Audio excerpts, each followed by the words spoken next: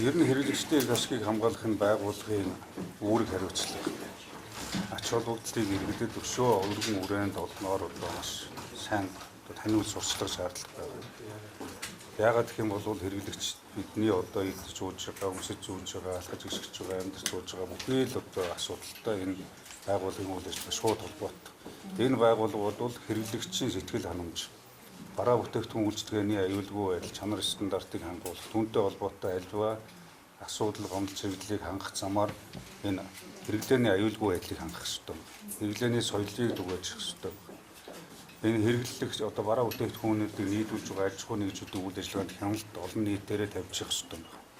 Одоо бол бас хил гайл нээлттэй. Тодорхой бараа бүтээгдэхүүн гадаад дотоод худалдаа чөлөөтэй эргэлт хэмжээнд хүрэж байгаа. Үйл ажиллагаа салбарт хэвээ явах боломж нь бүрдэж байгаа учраас нөгөө өмнөх шиг хил гайл хаалттай байх шиг. За бараа бүтээгдэхүүн хомос байсан үе шиг үнийг өгсөж хөөрөгддөг тийм хамтарч одоо үнэлэлгүй нэмдэг ийм асуудал огт байж болохгүй учраас энэ байгууллагыг хяналттай хатуу тавиа гэж.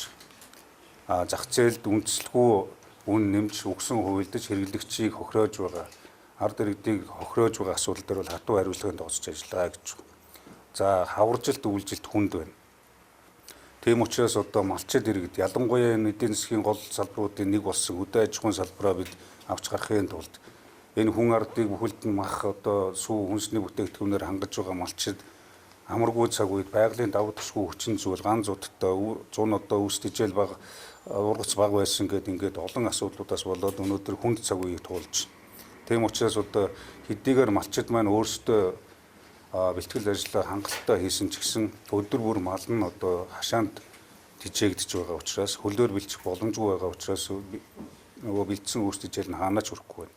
Тийм учраас энэ цаг үед бол үүсдэжэлийн үнийг хөөрөгддөг, сүлжээ бий болгодог, үгсэн хувилдаж, зохион байгуулалттайгаар үн өртгийн хэд нугалж тавьдаг ийм асуудлууд гарч байгаа учраас шударгуулалттай хэрэглэгчийн төлөө газар холбогдох хууль хяналтын байгууллагууд энэ дээр хатуу хяналт тавьж ажиллаж энэ хүнд цаг үеийг малчидтайгаа бид хамтдаа даван туулах хэрэгтэй.